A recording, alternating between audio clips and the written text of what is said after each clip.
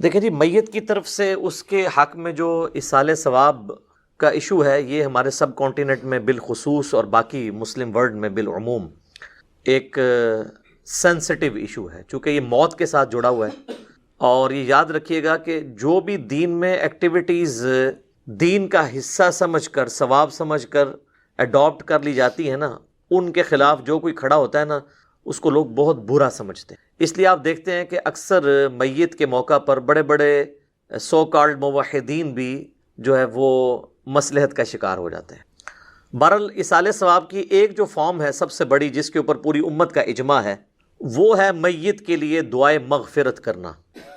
یہ ہے اصل بنیاد، باقی ساری چیزیں اس کے بعد میں آتی ہیں، اور اس کی جڑ قرآن میں ان الفاظ کے اندر موجود ہے۔ سورۃ الحشر کی آیت نمبر 10 ہے، اعوذ باللہ من الشیطان الرجیم، بسم اللہ الرحمن الرحیم۔ والذین جاءوا من بعدہم، وہ اہل ایمان جو کہ بعد میں آنے والے ہیں، یقولون، وہ کہتے ہیں اپنے سے جو اگلے گزر چکے ہیں ان کے حق میں دعا کرتے ہوئے، ربنا اغفر لنا ولاخواننا الذین سبقونا بالایمان، اے رب ہمارے مغفرت فرما دے ہماری اور ہمارے بھائیوں کی جو ہم سے پہلے ایمان کی حالت میں دنیا سے رخصت ہو گئے، ولا تجعل فی قلوبنا غلا للذین آمنوا، اور ہمارے دل میں کوئی کجی، کوئی ٹیڑھ پن، کوئی بغض و کینہ ان لوگوں کے بارے میں نہ رکھ جو مر چکے۔ ظاہر ہے جو مر چکا ہے وہ اپنے انجام کو پہنچ چکا ہے۔ صحیح بخاری میں حدیث ہے کہ مردوں کو گالی مت دو، وہ اپنے انجام کو پہنچ چکے ہیں، اچھے یا برے۔ ربنا انک رؤوف الرحیم، اے میرے رب بے شک، اے ہمارے رب بے شک تو بخشنے والا ہے، مہربان ہے۔ تو یہ اہل ایمان کو یہ بات سکھائی گئی ہے کہ ان کی یہ روش ہونی چاہیے کہ جو بھی ایمان کی حالت میں ان سے پہلے لوگ چلے گئے ان کے لیے دعائیں مغفرت کریں۔ اب یہ ایک الگ حقیقت ہے تلخ کہ ایمان کی حالت میں ہمارے معاشرے کے اندر تو اسی کو سمجھا جاتا ہے جو آپ کے فرقے پہ مرا ہو، کیونکہ دوسرے فرقے پہ مر جائے تو وہ تو ایمان کی حالت میں مرا ہی نہیں ہے۔ تو اب یہ ایک تلخ حقیقت ہے، اور اسی وجہ سے آپ دیکھتے ہیں کہ جب ایک مکتب فکر کے لوگ دوسرے مکتب فکر کا جنازہ پڑھ لیتے ہیں تو پھر بعد میں ان کے علماء فتویٰ دیتے ہیں کہ بھئی آپ کا تو نکاح ہی ٹوٹ چکا ہے، آپ نکاح بھی دوبارہ کروائیں اور تجدید ایمان بھی کروائیں، اور اس قسم کی کئی ایک فنی ویڈیوز جو اوریجنل ویڈیوز ہیں، اسلام کا مذاق اڑانے والی، مسلمانوں کی وجہ سے جو ویڈیوز بنی ہیں، وہ معاشرے کے اندر عام ہیں، وہ آپ نے اکثر اوقات دیکھی ہوں گی۔ اب میرے بھائیو، یہ جو دعا کا معاملہ ہے، یہ اللہ تعالیٰ نے ایسا اوبلیگیٹری رکھا ہے کہ ہماری جو اسلام کی بیسک ٹیچنگز ہیں ان کے اندر اس کو ایک ضروریات دین کے طور پر اللہ تعالیٰ نے ان چیزوں کو جاری فرما دیا ہے۔ جیسا کہ صحیح بخاری اور صحیح مسلم کی متفق علیہ حدیث ہے کہ اللہ کے محبوب صلی اللہ علیہ وآلہ وسلم نے فرمایا کہ ایک مسلمان کے دوسرے مسلمان پہ 5 حقوق ہیں۔ جب وہ اس سے ملے تو اسے سلام کرے، یہ پہلا حق ہے۔ دوسرا حق، جب وہ بیمار ہو جائے اس کی عیادت کرے۔ تیسرا حق، جب وہ مر جائے تو اس کی نماز جنازہ پڑھے، تو ظاہر ہے نماز جنازہ میں دعا مانگے گا مرے ہوئے کے لیے۔ چوتھا حق، جب وہ دعوت دے تو اس کی دعوت کو قبول کرے۔ اور 5واں حق یہ ہے کہ جب وہ چھینک کے جواب میں الحمدللہ کہے تو آپ اس کے جواب میں کہیں یرحمک اللہ، اللہ تعالیٰ تجھ پر رحم فرمائے۔ تو یہ 5 بنیادی حقوق ہیں، جس میں تیسرا حق ایک مسلمان کی نماز جنازہ پڑھنا ہے، اور نماز جنازہ میں ظاہر ہے کہ دعا اللہ تعالیٰ نے اس کے اندر بلٹ ان رکھ دی ہے۔ صحیح مسلم میں ایک حدیث ہے کہ اللہ کے محبوب صلی اللہ علیہ وآلہ وسلم نے فرمایا کہ جس کے جنازے میں 40 ایسے لوگ شریک ہوں جو اللہ تعالیٰ کے ساتھ شرک نہ کرتے ہوں، تو اللہ تعالیٰ ان 40 لوگوں کی شفاعت اس میت کے حق میں قبول و منظور فرما دے گا، یعنی اس کی مغفرت فرما دے گا۔ تو یہ بہت بڑی فضیلت ہے۔ تو یہ بھی مرے ہوئے بندے کو زندہ لوگوں کی طرف سے پہنچنے والی ایک نفع مند چیز ہے۔ آپ اسے ایصال ثواب کہہ لیں، آپ اس کو دعائے مغفرت کہہ لیں، کوئی بھی۔ نماز جنازہ میں ہم جو دعا مانگتے ہیں، ویسے تو کئی ایک دعائیں رپورٹ ہوئی ہیں، سب سے مشہور دعا وہ ہے جو جامعہ ترمذی کے اندر ہے، سنن ابی داؤد کے اندر ہے، سنن ابن ماجہ کے اندر ہے، اور مشکات المصابیح کے اندر بھی موجود ہے۔ اللہم اغفر لی حینا و میتنا، اے اللہ ہمارے جتنے زندہ ہیں ان کی بھی مغفرت فرما، اور جو مر چکے ان کی بھی مغفرت فرما۔ اللہم اغفر لی حینا و میتنا و شاہدنا و غائبنا، اور جتنے یہاں پہ موجود ہیں ان کی بھی، اور جو یہاں پر موجود نہیں ان کی بھی، وصغیرنا و کبیرنا، اور جتنے ہمارے چھوٹے ہیں اور جتنے ہمارے بڑے ہیں۔ وَذَكَرِنَا وَأُنثَانَا، اور جتنے مرد ہیں اور جتنی عورتیں ہیں. اللہم من احییتہ منا فاحیہ علی الاسلام، اے اللہ جب تک تو ہمیں زندہ رکھے تو اسلام پر زندہ رکھنا. ومن توفیتہ منا فتوفہ علی الایمان، اور جب ہمیں موت آئے تو ایمان کی حالت میں موت آئے. آمین. اچھا مزے کی بات دیکھیں کہ اس میں میت کا ذکر صرف ایک دفعہ ہے، باقی سب زندوں کے لیے دعائیں ہیں. اور یہ جو جنازے کی ایکٹیویٹی بیسیکلی رکھی اس لیے گئی ہے کہ ایک تو آپ اپنے مسلمان بھائی کا حق پورا کریں گے، اور دوسرا آپ وہاں پہ جا کے اپنی موت کو یاد کریں، نہ کہ وہاں پہ بھی جا کے آپ واٹس ایپ میسیجز دیکھ رہے ہوں. آپ دیکھ رہے ہیں کہ میت کو دفنایا جا رہا ہوتا ہے اور لوگوں کے فون بج رہے ہوتے ہیں. کئی لوگ تو یعنی میت کو دفنانے کے لیے قبر میں اترے ہوتے ہیں نا، تو ان کے بھی فون وہاں پہ بج رہے ہوتے ہیں. یعنی یہ ہماری کمٹمنٹ کا لیول ہے آخرت کے ساتھ اور دنیا کے ساتھ، یہ آپ کمپیریزن کر سکتے. پھر اس سے اگلا ورژن ہے، سنن ابی داؤد میں حدیث ہے کہ جب اپنے بھائی کو دفنا چکو تو اس کی قبر پر کھڑے ہو کر اس کے قبر میں سوالات کی استقامت کے لیے دعا کرو. یہ نبی الاسلام نے حکم دیا ہے. ایک تو ویسے ہمارے یہاں پہ عموماً لوگ نماز جنازہ کے بعد دعا مانگنا شروع کرتے، تو وہ تو کوئی ثابت نہیں ہے. وہ جس سنن ابی داؤد یا سنن نسائی کی حدیث کا سہارا لیتے ہیں وہ تو الفاظ ہی کچھ اور ہیں. وہ یہ کہ جب اپنے بھائی کے لیے جنازہ پڑھو تو خلوص سے اس کے لیے دعا مانگو. تو وہ یہ کہتے ہیں کہ جنازہ پڑھنے کے بعد مانگو، حالانکہ اس چیپٹر کی آپ ہیڈنگ دیکھ لیں، وہ جنازے کے اندر پڑھے جانے والی دعاؤں کا ذکر ہو رہا ہے. اور یہاں پہ کیا ہوتا ہے کہ ہمارے جو حنفی بھائی ہیں بریلوی اور دیوبندی، ان کا جنازہ تو 1 منٹ کا بھی مشکل سے ہوتا ہے، اور بعد میں دعا جو ہے وہ 5 سے 10 منٹ کی ہو رہی ہوتی ہے. دیوبندی نہیں مانگتے، اور ان سے پوچھے کیوں نہیں مانگتے، وہ کہتے ہیں ثابت نہیں ہے. اور جب ان سے یہ پوچھیں کہ یہ جو فرض نماز کے بعد آپ اجتماعی دعا کرتے ہیں، ویسے تو اکیلے جو مرضی آپ کریں، یہ کہاں سے ثابت ہے؟ وہ کہتے ہیں یہ علماء نے جاری کی ہے تاکہ امت سے دعا اٹھ نہ جائے.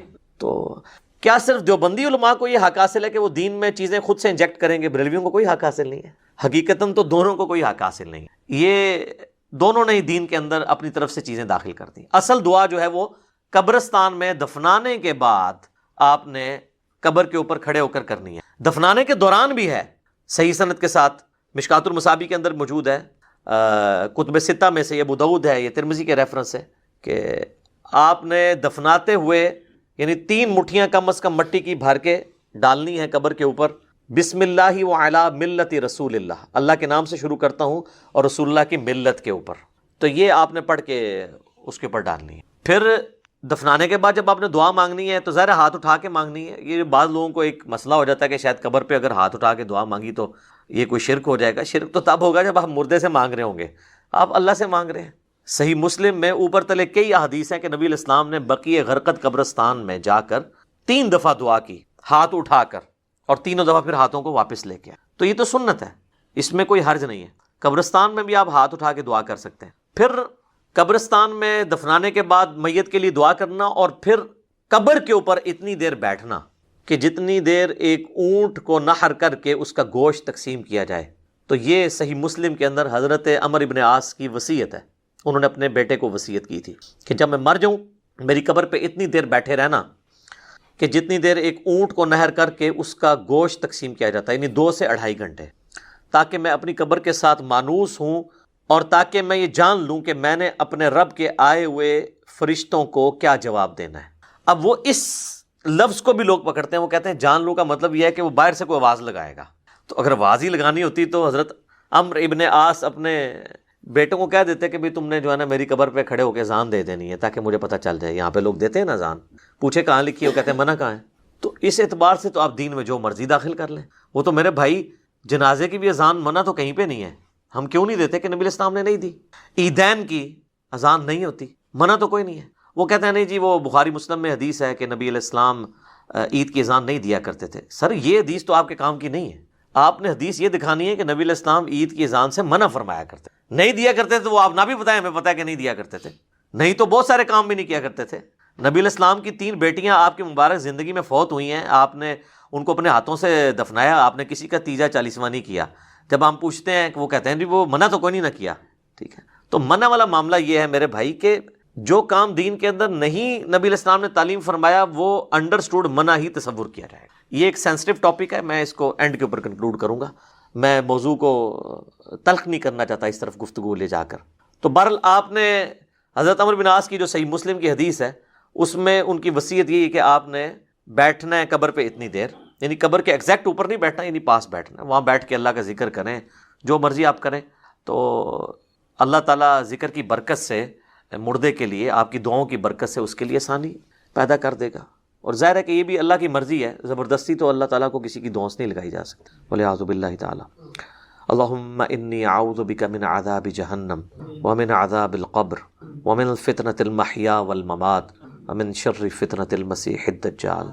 یہ دعا بخاری اور مسلم دونوں میں آئی ہے، اور نبی علیہ السلام حکم دیا کرتے تھے کہ نماز کے تشہد میں 4 چیزوں کے اگینسٹ اللہ تعالیٰ کی پناہ طلب کی جائے۔ اللہم انی اعوذ بک من عذاب جہنم ومن عذاب القبر ومن فتنة المحیا والممات من شر فتنة المسیح الدجال۔ اے اللہ میں جہنم کے عذاب سے تیری پناہ مانگتا ہوں، قبر کے عذاب سے تیری پناہ مانگتا ہوں، زندگی اور موت کے فتنے کے اگینسٹ تیری پناہ مانگتا ہوں، اور جھوٹے مسیح دجال مسیح کے فتنے سے تیری پناہ مانگتا ہوں، آمین۔ اچھا، دفنانے کے بعد اذان دینا بھی کوئی ثابت نہیں ہے، اور اس طریقے سے ہمارے دیوبند اور بریلوی حضرات جو ہے نا، وہ میت کو دفنانے کے بعد نا سرہانے پہ کھڑے ہو کر نا سورۃ البقرہ کی شروع کی آیات تلاوت کرتے ہیں، اور پاؤں والی سائڈ پہ سورۃ البقرہ کی آخری آیات تلاوت کرتے ہیں۔ یہ روایت موجود ہے، لیکن یہ روایت جو ہے فیبریکیٹڈ روایت ہے۔ یہ روایت شعب الایمان امام بیہقی کی کتاب میں ہے، مشکات المصابی کے اندر موجود ہے، لیکن اس کے اندر ایوب نام کا ایک متروک راوی ہے، یعنی جس سے حدیثیں لینا محدثین نے چھوڑ دی، ریجیکٹڈ پرسنالٹی۔ تو یہ یعنی مردود قسم کے راویوں سے روایت کی گئی روایت ہے، اس کی کوئی اصل نہیں ہے۔ اصل چیز وہی ہے جو میں نے بیان کر دی ابو داؤد سے، کہ آپ نے میت کے لیے دعا کرنی کہ اللہ تعالیٰ اسے قبر کے سوالات میں استقامت عطا فرما۔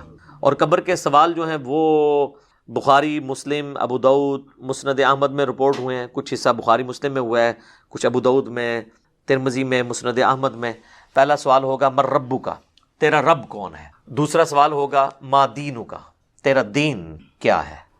تیسرا سوال ہوگا، ترمذی میں تو الفاظ ہیں من نبیک کا، تیرا نبی کون ہے؟ بخاری میں الفاظ ہیں ما کنت تقول فی حق ھذا الرجل، تو اس مرد کے بارے میں دنیا میں کیا کہا کرتا تھا، یا تو کیا کہے گا اس کے بارے میں؟ وہ کہتے ہیں جی نبی علیہ السلام کی شکل مبارک دکھائی جاتی ہے اور پوچھا جاتا ہے اس مرد کے بارے میں، تو یہ حاضر رجل، وہ کہتے ہیں حاضہ کا مطلب تو ہے کہ وہاں پہ موجود ہوں گے۔ سر اگر حاضہ کا مطلب وہاں پر موجود ہوں گے تو اس کے جواب میں یہ تو نہیں ہونا چاہیے ہوا محمد رسول اللہ، ہوا تو پھر جو ہے وہ تھرڈ پرسن کا صیغہ ہے، ہونا چاہیے حاضہ محمد رسول اللہ۔ تو اس کا جو ایک طریق ہے مسند احمد اور سنن ابی داؤد میں، اس میں الفاظ ہیں اس مرد کے بارے میں تیرا کیا خیال ہے؟ الذی بعث فیکم، جس کو اللہ نے تم میں مبعوث کیا تھا نبی بنا کے۔ یہ نہیں کہ یہ جو قبر میں آپ کے سامنے آئے ہوئے ہیں یا کوئی قبر میں تصویر دکھائی جاتی ہے، یہ بالکل جھوٹی بات ہے۔ تو یہ 3 سوالات، اور ایک چوتھا سوال ہے جو میں نے ایکسپلور کیا تھا، جس کی وجہ سے کافی ہنگامہ کھڑا ہوا کہ قبر میں 3 نہیں 4 سوال ہوں گے۔ وہ چوتھا سوال جو ہے وہ مؤمن کے لیے اور منافق کے لیے ڈیفرنٹ ہوتا ہے، وہ بخاری میں بھی ہے، سنن ابی داؤد کے اندر بھی۔ مؤمن جو ہے وہ تینوں سوالوں کے جواب دیتا ہے، تو فرشتے چوتھا سوال کرتے ہیں کہ تجھے کیسے پتہ چلا؟ تو وہ کہتا ہے کہ میں نے اللہ کی کتاب پڑھی اور نبی علیہ السلام کے نبی ہونے کی تصدیق کی۔ تو اللہ کی کتاب اگر پڑھی نہیں ہوگی تو تصدیق کیسے کریں گے؟ یہ کتاب پڑھیں گے تو آپ تصدیق کریں گے نا۔ تو اور منافق کہتا ہے ہائی ہاتا لا ادری، ہائے افسوس مجھے کچھ پتہ نہیں، مجھے کچھ پتہ نہیں۔ تو فرشتے اس کو کہتے ہیں کہ تو نے خود پڑھ کر سیکھنے کی، سمجھنے کی کوشش کیوں نہیں کی، یا کسی ایسے شخص سے پڑھنے کی کوشش کیوں نہیں کی جسے ان چیزوں کا پتہ تھا؟ دونوں معنی درست ہیں۔ تو جب تک آپ خود اللہ کو سیریس نہیں لیں گے آپ سچائی تک پہنچ نہیں سکتے۔ تو اس لیے میں نے کہا تھا قبر میں 3 نہیں 4 سوال ہونے ہیں، اور چوتھا سوال جو ہے وہ تمام سوالات کی جان ہے۔ اگر زندگی میں پتہ چل جائے تو پہلے 3 سوالوں کا جواب کے لیے تیار ہونا آپ کے لیے آسان ہو جائے گا، ادروائز تو مشکل ہو جائے گا۔ بہرحال ایک ضمناً یہ بات تھی۔ تو قبر پہ بھی آپ نے دعاؤں میں مردوں کو یاد رکھنا ہے، اس کے بعد عام حالت میں بھی آپ جب قبرستان جائیں گے تو آپ کو دعا سکھائی گئی ہے۔ صحیح مسلم میں الفاظ ہیں السلام علیکم اہل الدیار من المؤمنین والمسلمین وإنا ان شاء اللہ بکم للاحقون نسأل اللہ لنا ولکم العافیہ۔ تم پر سلامتی ہو اے مؤمنین اور مسلمین جو اس قبرستان کے اندر دفن ہو، خواہ مرد ہو یا عورت ہو۔ السلام علیکم اہل الدیار من المؤمنین والمسلمین وإنا ان شاء اللہ بکم للاحقون، اور اللہ نے چاہا تو ہم بھی عنقریب تمہارے ساتھ آ کے ملنے والے ہیں، ظاہر ہم نے بھی مرنا ہے۔ اور پھر 7 الفاظ ہیں کہ ہم تم سے، تمہارے لیے اور اپنے لیے اللہ کے حضور عافیت کا سوال، نسأل اللہ لنا ولکم العافیہ، ہم اللہ سے سوال کرتے ہیں تمہارے لیے اور اپنے لیے عافیت کا. یہ دعا ہے. تھوڑے بہت الفاظ کے فرق کے ساتھ صحیح مسلم میں اور دعائیں بھی ہیں، بلکہ یہ سب سے آسان دعا، یاد رکھنی بھی آسان ہے. ایک دعا ہے جامعہ ترمذی کے اندر، السلام علیکم یا اہل القبور، وہ روایت اصول محدثین پہ ضعیف ہے، اصل دعا یہی ہے. بلکہ صحیح مسلم میں ایک حدیث ہے، ہم عائشہ کہتی ہیں کہ نبی علیہ السلام ایک دفعہ میرے ساتھ بستر پہ لیٹے تھے، تو تھوڑی دیر بعد آپ نے یہ محسوس کیا کہ میں سو گئی ہوں، تو آپ علیہ السلام چپکے سے اپنے بستر سے نکلے اور بقیع غرقد مدینے کے قبرستان کی طرف چلے گئے. تو کہتی ہیں میں بھی نا جاسوسی کرنے کے لیے پیچھے کسی اور بیوی کے پاس نہ چلے گیا ہوں، میں بھی نکلی اور میں نے حضور علیہ السلام کو دیکھا کہ آپ بقیع قبرستان میں یوں ہاتھ اٹھا کے دعا کر رہے ہیں. 3 دفعہ آپ نے ہاتھ اٹھا کے دعا کی اور اپنے ہاتھوں کو واپس کیا. تو وہ کہتی ہیں میں جلدی جلدی بھاگتی ہوئی واپس آئی، آ کے بستر پہ لیٹ گئی، اور یہ یعنی میں نے ایکٹ کرنے کی کوشش کی کہ میں تو یہاں سے گئی نہیں تھی، لیکن سانس پھولا ہوا تھا، سانس تو نہیں کو روک سکتا. وہ بزرگ ہی ہیں جو 12 دن تک وضو روک کے رکھتے ہیں، تو چونکہ جھوٹ ہوتا ہے نا، تو کہتے ہیں کہ میرا سانس پھولا ہوا تھا. نبی علیہ السلام جب واپس آئے تو انہوں نے سیدہ عائشہ سے فرمایا کہ تم میرے پیچھے آئی تھی، اور اگر تم مجھے نہیں بتاؤ گی نا تو تمام غائب کا جاننے والا تو مجھے بتا ہی دے گا. علم غیب بھی کلیئر کر دیا حضور نے. آپ نے نہیں کہا کہ مجھے تو پتہ ہے، میں تو حاضر و ناظر ہوں. ان کا مجھے اللہ تو خبر دے دے گا. تو تم نے کیا گمان کیا اللہ اور اس کا رسول تمہارے ساتھ خیانت کریں گے، یعنی میں کسی اور بیوی کے پاس چلا گیا ہوں؟ تو ان کا یا رسول اللہ ایسا ہی تھا، میں آپ کے پیچھے آئی تھی. تو آپ نے فرمایا کہ اصل میں جب میں لیٹا تو جبرائیل علیہ السلام اللہ کی طرف سے میرے پاس آئے، اور انہوں نے مجھے اللہ کا پیغام دیا کہ اللہ تعالیٰ آپ کو حکم دیتا ہے کہ آپ بقیع غرقد کے جو مدفن ہے وہاں پہ لوگ، ان کے لیے جا کے دعائیں مغفرت کریں. اچھا، وہ دعائیں مغفرت تو آپ وہاں بھی بیٹھ کے کر سکتے تھے. اس سے یہ پتہ چلی کہ قبرستان جا کے دعائیں مغفرت کرنا یہ چیز پسندیدہ ہے اللہ تعالیٰ کو، اور پھر نبی علیہ السلام سے دعا کروانا یہ امت کی تعلیم کے لیے بھی تھا. تو نبی علیہ السلام نے وہاں پہ دعا کی، آپ کی دعا کی برکت کا حصہ ان لوگوں کو نصیب ہوا. تو اس سے یہ پتہ چلا کہ آپ قبرستان جا کے آپ ہاتھ اٹھا کے بھی دعا کریں گے، رات کے وقت بھی جا سکتے ہیں. اور صحیح مسلم میں الفاظ ہیں، ام عائشہ کہتی ہیں کہ نبی علیہ السلام اکثر بقیع غرقد قبرستان چلے جایا کرتے تھے دعا کرنے کے لیے قبرستان میں. تو یہ یعنی نبی صلی اللہ علیہ وآلہ وسلم کی سنت ہے. باقی ہاتھ اٹھا کے دعا کرنا فرض نماز کے بعد بھی اپنی انڈیویجول دعا کر سکتے ہیں، اس کے لیے تو کوئی ممانعت نہیں. ابو داؤد میں تو روایت کمزور ہے، لیکن المستدرک للحاکم میں صحیح سند سے ہے کہ تمہارا رب سخی ہے، کریم ہے، حیا فرماتا ہے ایسے شخص سے جو اس کے حضور ہاتھ اٹھا کے دعا کرتا ہے کہ اسے محروم لوٹائے. ہاتھ اٹھا کے دعا کرنا اللہ تعالیٰ کو بغیر ہاتھ اٹھائے دعا کرنے سے زیادہ محبوب ہے. اور دعا کے بعد چہرے پہ ہاتھ پھیرنا بھی سنت ہے، بلکہ امت یہ وہ سنت ہے جو واقعی سنت ہے، جو اجماع اور عملی تواتر سے ٹرانسفر ہوئی ہے. اور الادب المفرد امام بخاری کی کتاب کے اندر صحیح بخاری کی سند کے اوپر یہ حدیث موجود ہے کہ حضرت عبداللہ ابن زبیر اور حضرت عبداللہ ابن عمر یہ دعا کے بعد اپنے چہرے پر ہاتھ پھیرا کرتے تھے. نبی اسلام کے حوالے سے بھی ملتا ہے، ابو داؤد میں روایت کمزور ہے، اس لیے شیخ زبیر علی صاحب نے مشکات کے فٹ نوٹ پہ اس روایت کے اوپر ضعیف کا حکم لگا کے ساتھ الادب المفرد کی روایت لکھ دی ہے کہ یہ روایت درست ہے. ویسے بھی امت کا اجماع ہے، اس کے لیے حدیثوں کی تو ہمیں حاجت نہیں ہے. امت کا اجماع اور عملی تواتر سنت سے چہرے پہ ہاتھ پھیرنے کو ٹرانسفر کر رہی ہے. لہٰذا چند ایک علماء عرب کا اسے بدعت کہنا ان کے یعنی کم علمی کی نشانی ہے اور ایک تنگ نظری کی نشانی ہے. اوورال یہاں پہ بھی جو اہل حدیث ہیں وہ چہرے پہ ہاتھ پھیرنے کے قائل ہیں. میں یہ ضمناً ساتھ چھوٹے چھوٹے مسائل بتا دیتا ہوں تاکہ آسانی ہو جائے. تو آپ نے چہرے پہ ہاتھ بھی پھیرنے ہیں. اس طریقے سے صحیح مسلم میں حدیث ہے کہ نبی علیہ السلام اپنی والدہ کی قبر پر گئے، آلموسٹ آپ سمجھ لیں اپنے والدہ کی وفات کے 50 سال کے بعد، کیونکہ یہ فتح مکہ کے بعد کی بات ہے، تو 50 سال تقریباً گزر چکے تھے. اور آپ علیہ السلام قبر پہ گئے اور آپ روئے، اور آپ کو دیکھ کے آپ کے ساتھی بھی اصحاب بھی روئے. اور پھر آپ علیہ السلام نے فرمایا میں تمہیں قبروں پہ جانے سے منع کیا کرتا تھا. ظاہر نئی نئی قوم بت پرستی سے پھری تھی تو اس لیے نبی علیہ السلام احتیاط کرتے تھے. اب میں تمہیں حکم دیتا ہوں کہ قبروں پہ جایا کرو، کیونکہ یہ موت کو یاد دلاتی ہے. لیکن یہ قبروں پہ جانا ہے، مزارات کے اوپر نہیں. مزارات پہ تو سیلفیاں ہوتی ہیں اور بہت کچھ ہوتا ہے جس کا دین سے کوئی تعلق نہیں. جہاں پہ اللہ اور اس کے محبوب صلی اللہ علیہ وآلہ وسلم کی نافرمانی کے کام ہوتے ہو نا، وہاں پہ آپ نے جانا بھی نہیں ہے. سنن ابی داؤد میں حدیث ہے کہ ایک صحابی نے کہا کہ میں نے منت مانی ہے کہ میں اونٹ قربان کروں گا مقام بوانا پہ جا کے. بعض روایتوں میں آیا کہ 100 اونٹ. تو نبی علیہ السلام نے فرمایا کہ دیکھنا وہاں پر زمانے جاہلیت میں کسی بت کی پرستش تو نہیں ہوتی تھی اس زمانے میں، اب نہیں. اگر اس زمانے میں بھی ہوتی تھی نا تو نہیں جانا. یا وہاں پر کوئی زمانے جاہلیت میں میلہ تو نہیں لگا کرتا تھا. انہوں نے دونوں چیزیں جب رسول اللہ کو کنفرم کی تو آپ صلی اللہ علیہ وآلہ وسلم نے پھر ان کو اجازت دے دی، ٹھیک ہے کہ تم کرو. پھر آپ علیہ السلام نے فرمایا کہ ایسی منت نہ پوری کرو جو تمہیں یعنی عاجز کر دے، اس طرح کی منت نہ مانو، اور اگر مانی ہے تو اس کو منت کو پورا نہ کرو، اور اللہ کی نافرمانی میں بھی منت نہ مانی جائے، اور جو اللہ کی نافرمانی میں ہوگی آپ نے اس کا کفارہ بھی نہیں دینا ہوگا۔ جیسے میرا بیٹا ہوا تو اس کی چٹکیاں فلاں دربار پہ جا کے منڈواؤں گا، تو اب یہ ساری منت اس کو توڑ بھی دیں، توڑنا واجب ہے اور کفارہ بھی نہیں ہے۔ اگر کوئی صحیح کوئی منت مانی تھی تو آپ اس کا کفارہ ادا کریں گے۔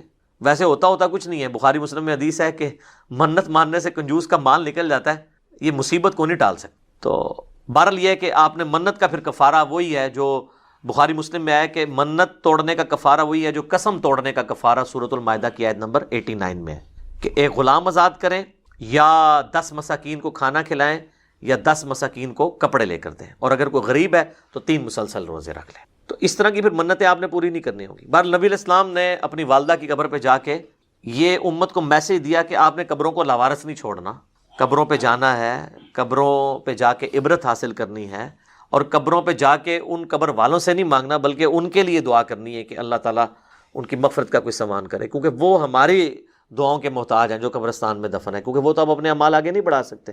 تو جو ہم پیچھے بچ گئے ہیں ہماری ذمہ داری ہے ہم ان کے لیے جا کے دعائے مغفرت والا معاملہ کریں۔ اچھا، اسی طریقے سے صحیح بخاری اور صحیح مسلم دونوں میں حدیث ہے کہ نبی علیہ السلام کو ایک صحابی کی وفات کی خبر ملی تو نبی علیہ السلام نے دونوں ہاتھ یوں بلند کر کے، حتیٰ کہ صحابہ کہتے ہیں ہم نے آپ کے بغلوں کی سفیدی بھی دیکھی، کیونکہ آپ کا اکثر لباس تہمد اور اوپر چادر ہوتی تھی، اگر آپ نے کرتا نہ پہنا ہو اور صرف چادر اوپر لی ہوئی ہو اور یوں ہاتھ اٹھائیں تو بغلوں کی سفیدی ظاہر ہو جاتی ہے۔ تو آپ نے کہا اے اللہ ابو عامر کو بخش دے اور اسے کثیر مخلوق پر فضیلت عطا فرما۔ تو اس سے ثابت ہوا کہ مرے ہوئے شخص کے لیے ہاتھ اٹھا کے آپ دعا کر سکتے ہیں ان الفاظ کے ساتھ۔ اور ایک اور حدیث ہے صحیح مسلم کے اندر، ام سلمہ کہتی ہیں کہ جب میرے خامن فوت ہوئے ابو سلمہ تو نبی علیہ السلام ہمارے گھر تشریف لائے تو آپ صلی اللہ علیہ وآلہ وسلم نے ہمیں صبر کی تلقین کی، اور آپ علیہ السلام نے پھر ابو سلمہ کے لیے دعا کی کہ اے اللہ اسے بخش دے اور اسے اپنے ہدایت یافتہ لوگوں میں بلند درجہ عطا فرما، اور اے اللہ اس کے جو پیچھے لوگ بچ گئے ان پہ تو خلیفہ ہو جا، یعنی اس کی کمپنسیشن تو فرما دے، اور اے اللہ اس کی قبر کو نور سے تو بھر دے۔ یہ آپ صلی اللہ علیہ وآلہ وسلم نے ان کے لیے دعا کی، اور اس میں یہ بھی الفاظ ہیں کہ قبر کو کشادہ کر دے اور نور سے بھر دے۔ یہ تعزیت کی دعائیں ہیں جو آپ کر سکتے۔ باقی قبرستان جا کے آپ جنازہ اگر آپ کا رہ گیا تو آپ قبرستان جا کے قبر پہ کھڑے ہو کے بھی جنازہ پڑھ سکتے ہیں۔ بخاری مسلم دونوں میں حدیث ہے کہ ایک بوڑھی عورت جو مسجد نبوی کی صفائی کیا کرتی تھی، جب وہ فوت ہو گئی تو صحابہ نے رسول اللہ کو نہیں بتایا اور راتوں رات جنازہ پڑھ کے دفنا دیا۔ کچھ دن کے بعد نبی علیہ السلام نے پوچھا کہ وہ عورت نظر نہیں آ رہی، تو بتایا گیا کہ وہ تو فوت ہو گئی ہے۔ تو حضور نے فرمایا کہ مجھے اس کی قبر پہ لے جاؤ۔ تو اب حضور علیہ السلام کو کسی صحابی نے یہ نہیں کہا کہ یا رسول اللہ آپ تو ہر مومن کی قبر میں جاتے ہیں، تو 3 دن پہلے تو آپ تشریف لے گئے ہوں گے، آپ کو تو پتہ ہی ہوگا کہ یہ مر چکی ہے۔ اس زمانے میں یہ عقیدے نہیں ہوا کرتے تھے، نہ کسی کے دماغ میں ہوتا تھا۔ تو رسول اللہ صلی اللہ علیہ وسلم کو وہ قبر پہ لے گئے تو آپ علیہ السلام نے جا کے وہاں پہ قبرستان میں اس کی قبر پہ کھڑے ہو کر جنازہ پڑھا۔ یہ غائبانہ نماز جنازہ نہیں ہوتا کیونکہ اس میں تو قبر سامنے ہوتی ہے، اور اس کا طریقہ یہ ہوتا ہے کہ آپ نے قبر کی ایسی سائڈ پہ کھڑے ہونا ہے کہ آپ کا قبلہ کی طرف رخ ہو اور قبر آپ کے سامنے ہو۔ اور پھر آپ علیہ السلام نے واپسی پر فرمایا، مسلم شریف میں ڈیٹیل ہیں، اس میں الفاظ ہیں کہ یہ قبریں اندھیروں میں ڈوبی ہوئی تھی، اللہ نے میرے جنازہ پڑھنے کی برکت سے انہیں نور سے بھر دیا۔ اب یہ سبحان اللہ تو آپ نے بول دیا ہے، لیکن اس کا جو ایک تلخ پہلو ہے کہ نبی کی دعا کی برکت سے کسی کافر کی قبر جو ہے نا وہ نور سے نہیں بھر سکتی، کیونکہ کافر کے بارے میں تو نص قطعی ہے قرآن کی، وہ تو سورہ توبہ میں آپ 70 دفعہ بھی دعا کریں ہم نہیں قبول کریں گے، منافقین کے لیے، کافروں کے لیے۔ تو یہ مسلمانوں کی قبریں تھیں نمبر 1، اور مسلمان ظاہر بریلوی دیوبندی اہل حدیث نہیں، اس زمانے کے مسلمان۔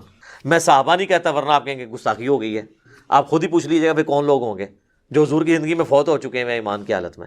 اچھا، تو نبی علیہ السلام نے فرمایا کہ نور سے اللہ تعالیٰ نے ان کی قبروں کو بھر دیا۔ اچھا، پہلے اندھیروں میں تھی، اور اس سے یہ بھی پتہ چلا کہ رسول اللہ کی برکت کیا ہے کہ آپ کے جنازہ پڑھنے کی برکت سے اللہ تعالیٰ نے آپ کی دعا کی برکت سے ان کو یہ نفع عطا فرمایا۔ اب یہ حضور کی دعا ہی ہے، باقی تو جنازہ تو صحابہ نے بھی ان کا پڑھا ہوگا، ٹھیک ہے۔ یہاں تو لوگ کہتے ہیں بزرگ جنازہ پڑھ لیں تو جناب سمجھو کہ اگلے پچھلے سارے مردے بخشے گئے، تو جنازے تو ان کے بھی ہوئے ہوئے تھے، لیکن حضور کے جنازہ پڑھنے سے فرق پڑا، ویسے تو نہیں پڑا۔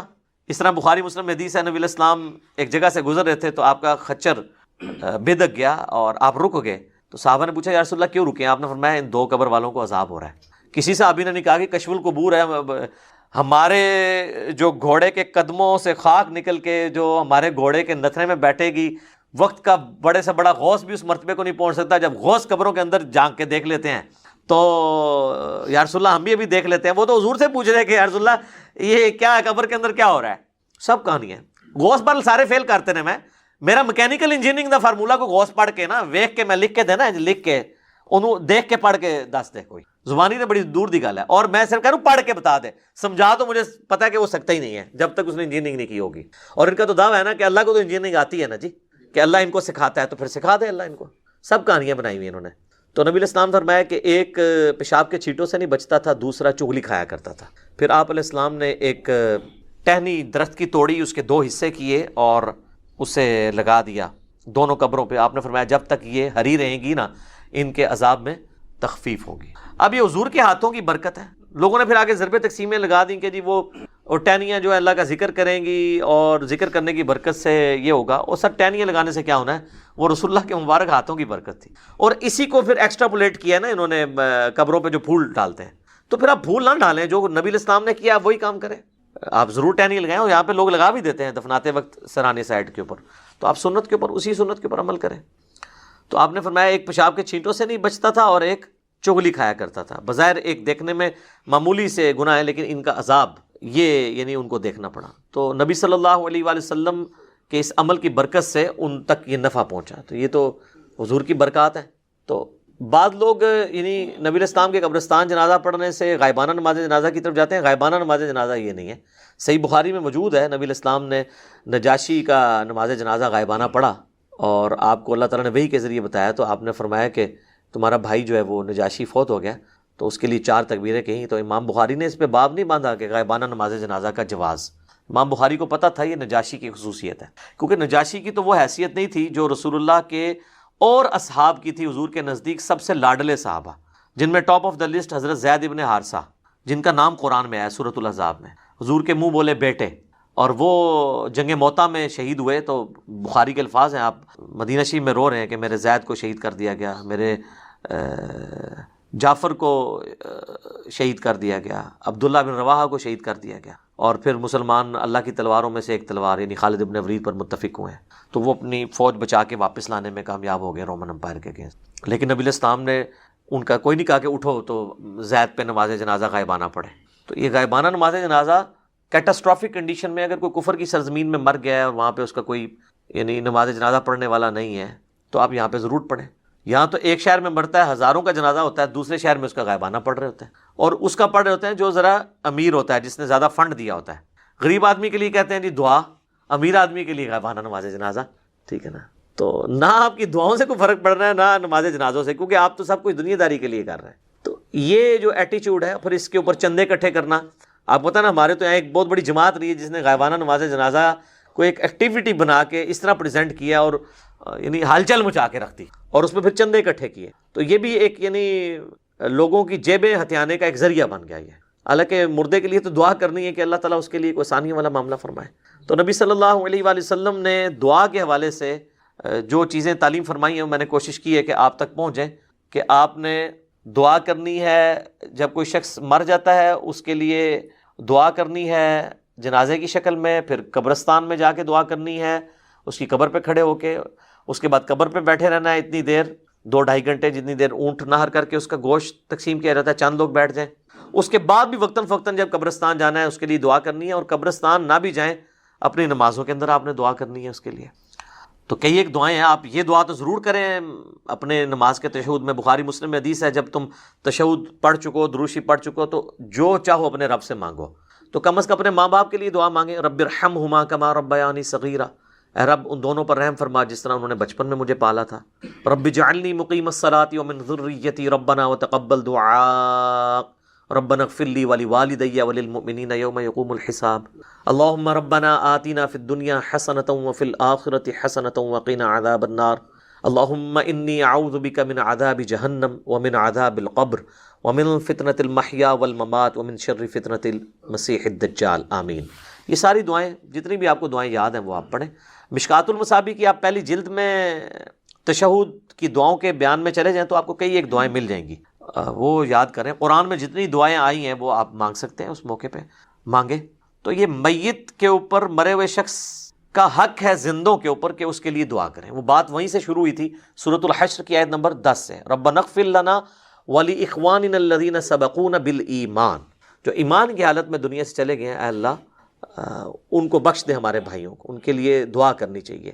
یہ ایصال ثواب کا سب سے بڑا ذریعہ ہے، اور سب سے زیادہ زور اسی کے اوپر ہونا چاہیے۔ اس کے علاوہ بھی ذریعہ موجود ہے، لیکن جو اصل بنیاد ہے وہ ہے دعا۔ اب آ جائیں جو باقی ذرائع ہیں، اس کی اصل وہ حدیث ہے جو صحیح مسلم کے اندر موجود ہے کہ اللہ کے محبوب صلی اللہ علیہ وآلہ وسلم نے فرمایا کہ جو شخص مر جاتا ہے نا تو اس کے تمام اعمال منقطع ہو جاتے ہیں، یعنی اب کوئی عمل وہ کر نہیں سکتا۔ سر میں یہ الفاظ جب پڑھتا ہوں نا یا بیان کرتا ہوں، میں کانپ اٹھتا ہوں کہ جو مر گیا اب وہ کچھ نہیں کر سکتا۔ ایک بار سبحان اللہ کی بھیک بھی نہیں مانگ سکتا کہ میں ایک سیکنڈ مجھے مل جائے کہ میں سبحان اللہ کہہ دوں۔ آپ صلی اللہ علیہ وآلہ وسلم نے فرمایا سوائے 3 اعمال کے، مسلم شریف کے الفاظ ہیں۔ نمبر 1 صدقہ جاریہ، یعنی اس نے اپنی زندگی میں کوئی نیکی کا کام کیا، کہیں کنواں کھدوا دیا تھا، کہیں مسجد بنوا دی تھی، کوئی یتیم خانہ بنوا دیا تھا، اور اس طرح کی چیز جو اس کے مرنے کے بعد بھی جاری رہی، جس میں اس نے اپنی انویسٹمنٹ کی تھی مالی طور پر یا فزیکلی، تو وہ اس کو ثواب ملے گا۔ اور جینون ہے، ظاہر ہے کہ اس میں ہم اسے کوئی نفع نہیں پہنچا رہے، اس کے اپنے کیے ہوئے اعمال کا ثواب اسے، ہم انڈائریکٹلی اس طرح پہنچا رہے ہیں کہ ہم اگر اس کنویں سے پانی پیتے ہیں تو جتنے لوگ پئیں گے اس کا ثواب اسے ملے گا۔ دوسرا فرمایا کہ علم نافع، جو نفع مند علم ہے، اگر کسی نے دنیا میں کوئی نفع مند علم پھیلایا تھا تو اس کے مرنے کے بعد اس کو ثواب ملے۔ تو اس کے لیے تو میرے پاس دنیا میں اگر کوئی سب سے بڑی مثال ہے نا تو وہ صحیح بخاری اور صحیح مسلم ہے۔ ان ائمہ کو جو اللہ نے اتنی بڑی بات سجھائی کہ انہوں نے نبی علیہ السلام کی سنت کو ریٹن ریکارڈ کے طور پر جمع کیا۔ آج نا 1200 سال تو ہو چکے ہیں، کوئی ان کے پائی کی کتاب لا نہیں سکا، اب تو ویسے ہی بھول جائیں آپ۔ وہ حدیث کا بھی جو پیریڈ تھا وہ پہلے 500-600 سال کا تھا، اس کے بعد تو سب کے سب جو ہے نا وہ ناقل ہی ہیں پرانے بزرگوں کے۔ محدثین جو اپنی اسناد سے حدیثیں پہنچاتے تھے وہ تو اب فوت ہو چکے، کیونکہ اب تو سند ہی بہت لمبی ہو گئی ہے، 1000 سال کی سند کون یاد رکھے، یہ تو پہلے 300 سال میں کتابیں لکھی گئی۔ آج بھی بخاری مسلم کو پڑھ کے جو بندہ نماز کا طریقہ سیکھ رہا ہے اور نماز سنت کے طریقے پہ پڑھ رہا ہے، امام بخاری امام مسلم کو ایک ایک چیز کا ثواب آٹومیٹکلی پہنچ رہا ہے۔ سر میں کہتا ہوں جی کیلکولیٹر فیل ہو جائیں جو امام بخاری امام مسلم کے نامہ اعمال میں وہ ہر سیکنڈ میں جو ثواب جا رہا ہے جس لیول کا، پھر جتنی نمازیں ہم پڑھ رہے ہیں، اور سر اس سے اوپر چلے جائیں، ہماری ہر نیکی، ہر مسلمان کی نیکی کا ثواب محمد رسول اللہ صلی اللہ علیہ وآلہ وسلم کے۔ اور یہ دیکھیں اللہ تعالیٰ نے اس کا ذکر بھی سورہ قلم میں فرمایا ہے، پارہ نمبر 29 میں جو دوسری صورت ہے اس میں الفاظ موجود ہیں۔ اعوذ باللہ من الشیطان الرجیم، بسم اللہ الرحمن الرحیم، نون والقلم وما یسطرون ما انت بنعمت ربک بمجنون وان لک لاجرا غیر ممنون۔ اور اے محبوب صلی اللہ علیہ وآلہ وسلم، بے شک آپ کے لیے ایسا اجر ہے جو کبھی ختم ہونے والا نہیں ہے، یعنی وہ ٹوٹے گا نہیں، وہ ایک سمجھ لیں ایک فشن ریاکشن کی طرح چلتا جا رہا ہے، ملٹی پلائی ہوتا جا رہا ہے۔ تو جس نے یعنی نافع علم لوگوں کو سکھایا، تو ظاہر ہے یہ بھی اس کا اپنا عمل ہے، یہ ہماری طرف سے ڈائریکٹلی کوئی نفع نہیں ہے، ہاں انڈائریکٹلی ضرور ہے۔ اور تیسرا فرمایا کہ نیک اولاد جو اس کے لیے دعا کرتی ہے۔ ویسے دعا تو کوئی بھی کر سکتا ہے، میں نے کتنی حدیثیں اور سورۃ الحشر کی آیت نمبر 10 کی روح سے بتایا کہ آپ دعا کریں گے، لیکن اولاد کے لیے اس لیے کہا گیا کہ اولاد کی دعا کمٹمنٹ کے ساتھ ہے، جو جس در سے وہ دعا کرے گی، مولوی تو پیسے لے کے اتنے در سے دعا نہیں کر سکتا۔ اور دوسرا، اولاد کے ہر نیک عمل کا ثواب آٹومیٹکلی ماں باپ کو ملتا ہے، چاہے وہ زندہ ہو چاہے وہ مر چکے ہوں۔ اس کی وجہ یہ ہے کہ اولاد انویسٹمنٹ ہے ماں باپ کی۔ سنن ابی داؤد میں حدیث ہے کہ سب سے پاکیزہ کمائی وہ ہے جو انسان کے اپنے ہاتھ کی کمائی ہے، اور انسان کی اولاد بھی اس کی کمائی ہے۔ اگر اس نے اچھی تربیت کی ہے تو ثواب ملے گا، اور اگر بری تربیت کی ہے تو وبال بھی ملے گا۔ اس پہ تو وبال ہوگا لیکن اس کے وبال میں بھی کمی نہیں، یہ بھی یاد رکھنا ہے، یہ دونوں چیزیں پیرلل میں چلتی۔ اچھا، بعض لوگ کہتے ہیں کہ جی اگر کسی نے اپنی اولاد کی تربیت اچھی نہیں کی، وہ خود بخود ہی نیک ہو گئی ہے، تو پھر کیا ماں باپ کو ثواب ملے گا؟ ہاں، اللہ کی رحمت کا تقاضا ہے کہ ماں باپ کو پھر بھی ثواب ملے گا، کیونکہ اللہ تعالیٰ ہمیشہ سلوشن اینڈ پہ رہتا ہے، پرابلم اینڈ پہ نہیں۔ وَكَتَبَ رَبُّكُمْ عَلَىٰ نَفْسِهِ الرَّحْمَةَ، اور تیرے رب نے اپنے اوپر لازم کر لیا ہے کہ وہ ہر حال میں رحم ہی فرمائے گا، یعنی اس کا جو رحم کرنے والا ایک فیکٹر ہے وہ ڈومیننٹ ہے۔ بخاری مسلم کی متفق علیہ حدیث ہے کہ نبی علیہ السلام فرمایا کہ اللہ تعالیٰ نے مخلوقات کی پیدائش سے پہلے اپنے پاس عرش پہ یہ عبارت لکھ لی تھی کہ میری رحمت میرے غضب پہ سبقت لے جانے والی ہے۔ تو بہرحال یہ چانس پہ ہی ہے نا جی، اور اگر کسی ماں باپ نے غلط تربیت نہیں کی اور اولاد غلط نکل آئی ہے، جس طرح حضرت نوح علیہ السلام کا بیٹا بھی کافر نکل آیا تھا، پھر یہ نہیں ہے کہ اس اولاد کا وبال ماں باپ کے اوپر ہوگا۔ وہ تو قرآن میں واضح طور پر کئی جگہ ہے، لا تزر وازرۃ وزر اخرى، کوئی بوجھ اٹھانے والی جان کسی دوسرے کا بوجھ نہیں، ہر شخص نے اپنے اعمال کا بوجھ خود اٹھانا ہے۔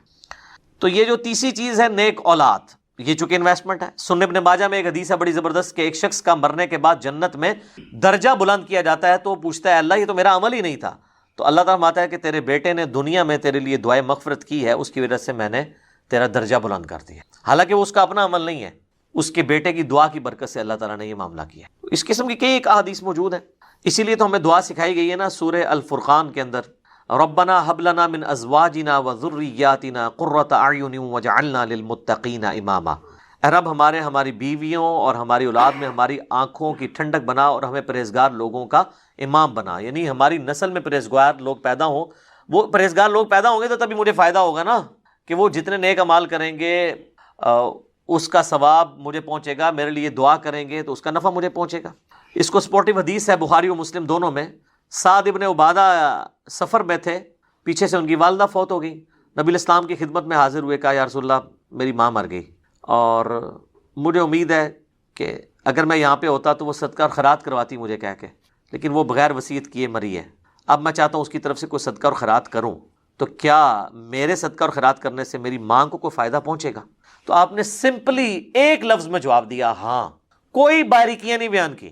مصیبت کھڑی ہو سکتی تھی باریکیاں بیان کرنے میں، کہ اگر اس کا ارادہ تھا تو، اگر نہیں تھا تو یہ وہ تو یہی حدیث سنن نسائی کے اندر آتی ہے کہ جب ان کی والدہ کی موت کا وقت قریب آیا تو لوگوں نے کہا کوئی وصیت کر دیں اپنے مال کے لیے اللہ کی راہ میں، تو انہوں نے کہا میں کیا وصیت کروں، میرے پلے تو کوئی شے نہیں ہے، میرے دولت کا جو مالک ہے وہ تو میرا بیٹا ہے، تو یعنی انہوں نے کوئی وصیت بھی نہیں کی، ان کے بیٹے نے ان کے مرنے کی بعد ان کی طرف سے صدقہ کیا ہے تو اللہ تعالیٰ نے ان کو ثواب پہنچا دیا۔ پھر وہ بخاری مسلم کے الفاظ ہیں، حضرت سعد ابن عبادہ کہتے ہیں کہ یا رسول اللہ آپ گواہ ہو جائیں، میں ایک باغ ہے میرا، میں وہ اپنی والدہ کی طرف سے خیرات کرتا ہوں، تو اس کا ثواب ان کو۔ سنن نسائی کے اندر ایک پورا چیپٹر ہے جس کا عنوان یہ ہے کہ میت کو صدقے کا ثواب پہنچتا ہے مرنے کے بعد، دعا نہیں صرف صدقہ بھی، اور اس کے اندر کئی ایک احادیث امام نسائی لے کے آئے ہیں کہ کوئی عورت آ کے حضور سے پوچھ رہی ہے کہ میری ماں مر گئی ہے، اب میں اس کی طرف سے صدقہ کروں اگرچہ اس نے مجھے وصیت نہیں کی ہے، میں اپنے طور پہ کرنا چاہتی ہوں، ثواب ملے گا؟ آپ فرماتے ہیں ہاں۔ ایک شخص کہتا ہے میرا باپ مر گیا ہے، اس نے مجھے کوئی وصیت نہیں کی، اگر میں اس کی طرف سے کر دوں ثواب پہنچے گا؟ آپ نے فرمایا ہاں۔ اس طریقے سے بخاری مسلم میں حج بدل کا ذکر ہے کہ آپ میت کی طرف سے حج کر سکتے ہیں، اگر اس نے اپنی زندگی میں حج نہیں کیا تو اس کا قریبی رشتہ دار کوئی حج کر لے، تو نبی اسلام نے حکم دیا کہ حج کرو اپنے مردوں کی طرف سے، تو حج کے اندر یعنی نیابت ہو جاتی ہے، پچھلے کر سکتے ہیں کیونکہ ظاہر ایک ایکسٹراڈنری ایک عبادت ہے اور اسلام کے فرائض میں شامل ہے۔ تو اس طرح یہ صدقہ اور خیرات، حج بدل، اس طرح کی چیزوں کا ایون منت کے روزے ہوں، بخاری مسلم میں حدیث ہے، وہ بھی آپ میت کی طرف سے رکھ سکتے ہیں، رمضان کے روزے نہیں، منت کے روزے۔ رمضان کے روزے ظاہر ہے وہ بیمار تھا تو بس اس کی طرف فدیہ دیا تو کافی ہے، لیکن منت آپ اللہ کے لیے پوری کر دیتے ہیں، اگر کسی کے ماں باپ نے منت ماننی ہے اور وہ فوت ہو گئے تو آپ منت کے روزے پورے کریں، اچھی بات ہے، آپ پر حق ہے آپ کے ماں باپ کا کہ آپ ان کی طرف سے یہ کام کریں۔ اب رہ گیا یہ مسئلہ جو تیجے اور چالیسویں والا ہے، کہیں سوئم کہا جاتا ہے اسے، چالیسویں کو کہیں چہلم کہا جاتا ہے۔ دیوبندی اس کو اپنی مسجد میں اناؤنسمنٹ کرتے ہیں کہ میت کے لیے انشاءاللہ کل 10 بجے دعا ہوگی، تے ان کے کر کے ہٹے ہو، نماز جنازہ بھی پڑھی جائے، قبرستان دبیا بھی جائے، دعا کی تھی جائے۔ اور بریلوی کہتے ہیں جی کل کا ختم ہوگا، اسے وہ چہلم بھی جو تیجا بھی کہتے ہیں اور سوئم بھی کہتے ہیں۔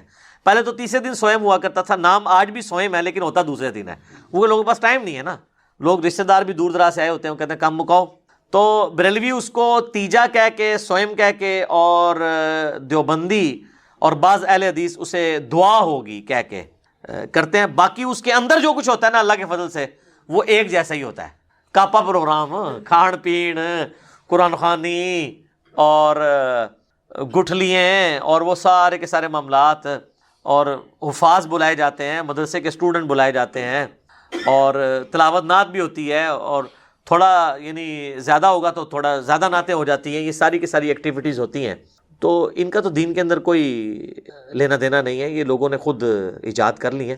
اس کے اوپر میں ڈیٹیل سے گفتگو کرتا ہوں، لیکن ابھی اذانیں شروع ہو چکی ہیں، انشاءاللہ اذان کے وقفے کے بعد انشاءاللہ۔